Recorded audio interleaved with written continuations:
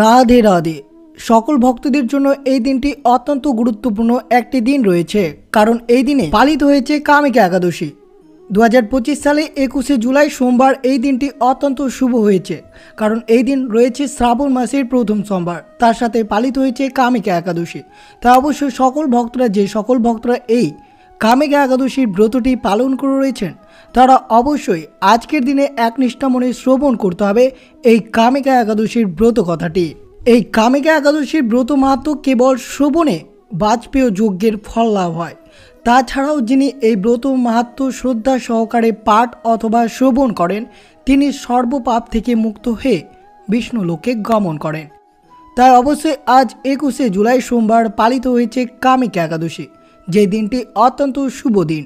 এই দিন অবশ্যই যে সকল ভক্তরা শুদ্ধ মনে এবং ভক্তি মনে ব্রতটি পালন করে রয়েছেন, তাদের একান্তই দরকার এই কামিকা একাদশীর ব্রত কথা শ্রবণ করা, নইলে ব্রতের কোনো পূর্ণ ফলাফল পাওয়া যায় না। তাই অবশ্যই ভক্তি সহকারে শ্রবণ করুন কামিকা একাদশীর ব্রত কথাটি, এবং তার সাথে অবশ্যই আপনারা জানবেন এই কামিকা একাদশীর ব্রতের পালন কোন সময় করবেন। অবশ্যই ভিডিওটি আপনারা শুরু থেকে শেষ পর্যন্ত ভক্তি সহকারে শ্রবণ করুন। আর চ্যানেলে নতুন হয়ে থাকলে দয়া করে চ্যানেলটিকে সাবস্ক্রাইব করবেন এবং ভিডিওটি অবশ্যই লাইক করে কমেন্টে আপনারা জয় শ্রীকৃষ্ণের জয় লিখে দিতে ভুলবেন না এই শুভ দিনটিতে। অবশ্যই ভিডিওটি আপনারা শুরু থেকে শেষ পর্যন্ত ভক্তি সহকারে শ্রবণ করুন। কামিকা একাদশী ব্রত শ্রেষ্ঠ একাদশী, যেহেতু শ্রীহরির অত্যন্ত প্রিয়। কৃষ্ণ ভক্তি লাভই শ্রী একাদশীর ব্রতের মুখ্য ফল। কামিকা একাদশীর মতো পবিত্র পাপনাশক শ্রেষ্ঠ ব্রত আর জগতে নেই। তাই কামিকা একাদশী ব্রত পাপনাশক ও মহাপুণ্য ফলদায়ী। সমস্ত তীর্থ ভ্রমণের কোটি গুণ ফল লাভ হয়। সাগর ও অরণ্য সমৃদ্ধ ও সমগ্র পৃথিবীর দানের ফল লাভ করা যায়। এই ব্রত পালনের ফলে খুব সহজেই দুগ্ধবতী গাভীর দানের ফল লাভ করতে পারবেন। যেসব ব্যক্তিগণ ব্রহ্মহত্যা, ভ্রূণহত্যা কিংবা তার থেকেও বেশি পাপ পুণ্য সাগরে নিমজ্জিত থাকে, তাদের অবশ্যই এই একাদশী ব্রত পালনের ফলে সেই সমস্ত পাপ খুব সহজেই ভস্মীভূত হয়ে যাবে। কামিকা একাদশী ব্রতে তুলসী পত্র শ্রীহরি পুজোয় কৃষ্ণ ভক্তি লাভ করা হয়। রাত্রি জাগরণ করে যিনি এই ব্রত পালন করেন, তিনি কখনো দুঃখ দুর্দশাগ্রস্ত হন না। তাই অবশ্যই আপনারা শ্রবণ করবেন কামিকা একাদশীর ব্রত কথা। তার সাথে অবশ্যই যে সকল ভক্তরা ব্রতটি পালন করে রয়েছেন এই শুভ দিনে, তাদের অবশ্যই এই ব্রতের মাধ্যমে শত শত পাপ ভস্মীভূত হয়ে যাবে। অবশ্যই আপনারা শ্রবণ করুন কামিকা একাদশীর ব্রতের কাহিনী। স্বয়ং ব্রাহ্মণের শ্রেষ্ঠা শ্রীকৃষ্ণ ধর্মরাজ যুধিষ্ঠিরকে বর্ণনা করেছিলেন। বিশ্বাস করা হয় যে এই কাহিনী মনোযোগ সহকারে পড়লে বা শ্রবণ করলে একজন ব্যক্তির সমস্ত ইচ্ছে পূরণ হয়। প্রাচীনকালে একদিন ধর্মরাজ যুধিষ্ঠির শ্রীকৃষ্ণকে কামিকা একাদশীর মাহাত্ম্য বিস্তারিতভাবে বর্ণনা করার জন্য অনুরোধ করেছিলেন। ধর্মরাজ যুধিষ্ঠির শ্রীকৃষ্ণকে বলেছিলেন যে, হে প্রভু, আমি আষাঢ় মাসের শুক্লপক্ষের দেবশয়নী একাদশীর মাহাত্ম্য শ্রবণ করেছি।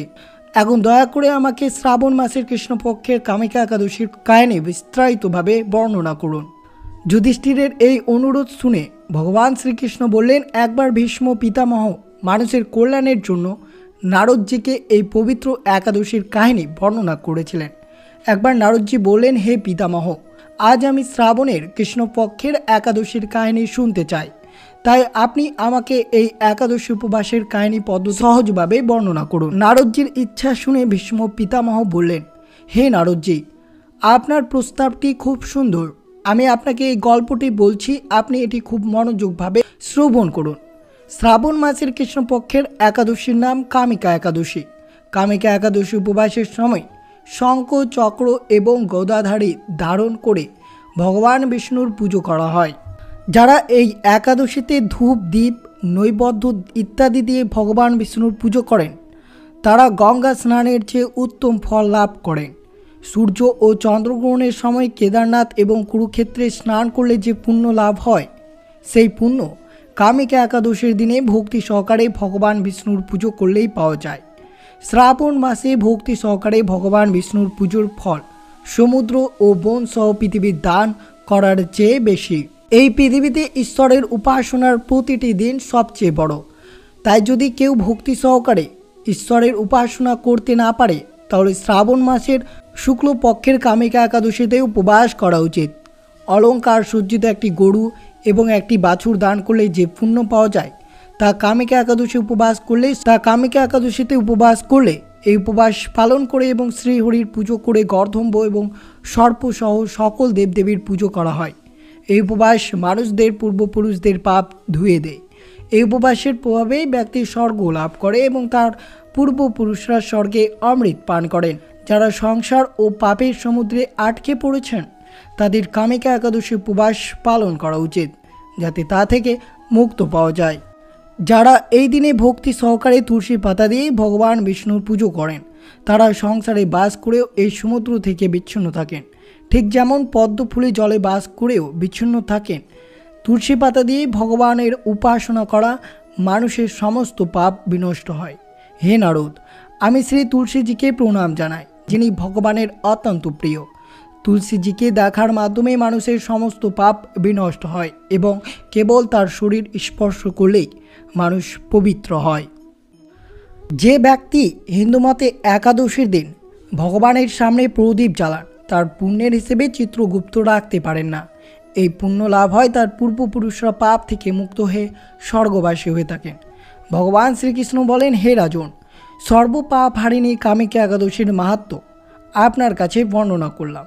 অতএব যে ব্যক্তি ব্রহ্মহত্যা, ভ্রূণহত্যা বা অন্য কোনো পাপ কাজে জর্জরিত হয়ে তিনি অবশ্যই কামিকা একাদশীর ব্রত পালনের ফলে মহাপুণ্য ফলদায়ী কামিকা একাদশীর ব্রতের ফলে সমস্ত পাপ ভস্মীভূত হবে এবং তার মাহাত্ম্য শ্রদ্ধা সহকারে পাঠ কিংবা শ্রবণ করলে তিনি সর্বপাপ থেকে মুক্ত হয়ে বিষ্ণুলোকে গমন করবেন।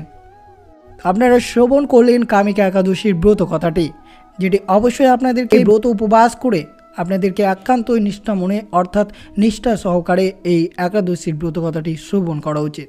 আর অবশ্যই জানবেন কামিকা একাদশীর ব্রতের পালন কবে করবেন, অর্থাৎ পালনের সঠিক সময় কী রয়েছে তা একান্তই দরকার।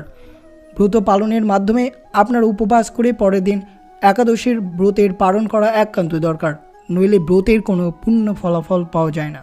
তা অবশ্যই শ্রবণ করুন। 21শে জুলাই সোমবার এই কামিকা একাদশীর ব্রত উপবাস করেছেন এবং পরের দিন অর্থাৎ 22শে জুলাই মঙ্গলবার পালন করতে হবে। বাংলাদেশ ও ঢাকা পালনের সময় রয়েছে সকাল 5টা 24 থেকে 7টা 38 মধ্যে। এই শুভ সময়ে আপনাদের পালন করতে হবে এবং ভারত ও কলকাতার পালনের সময় রয়েছে সকাল 5টা 4 থেকে 7টা 8 মধ্যে। এই শুভ সময় আপনাদেরকে পালন করতে হবে। পালন যদি না করেন তাহলে ব্রতের কোনো পূর্ণ ফলাফল পাওয়া যায় না।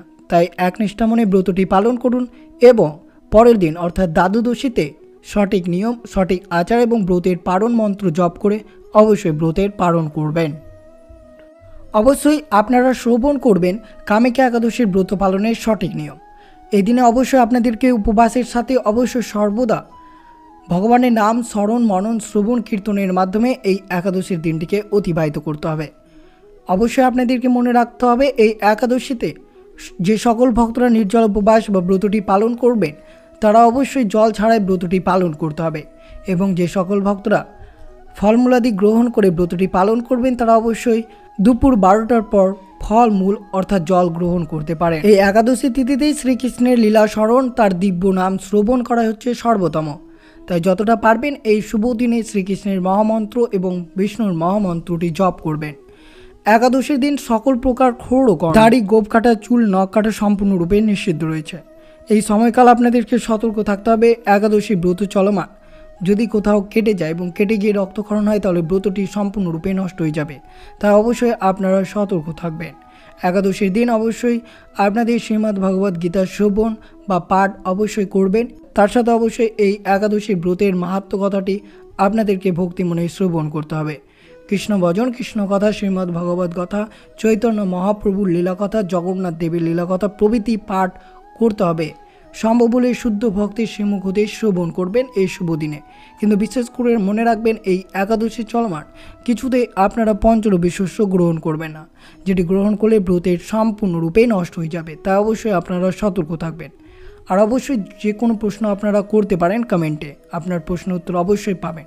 তো এই ছিল ভিডিওটি যদি আপনাদের ভালো লেগে থাকে তাহলে অবশ্যই চ্যানেলটিকে সাবস্ক্রাইব করবেন, লাইক করবেন এবং কমেন্টে ভক্তি, ভালোবাসা, শ্রদ্ধা দিয়ে জয় শ্রীকৃষ্ণের জয় লিখে দিতে ভুলবেন না। ভিডিওটি অবশ্যই আপনার আত্মীয়, বন্ধু বা ভক্তদের সাথে শেয়ার করুন।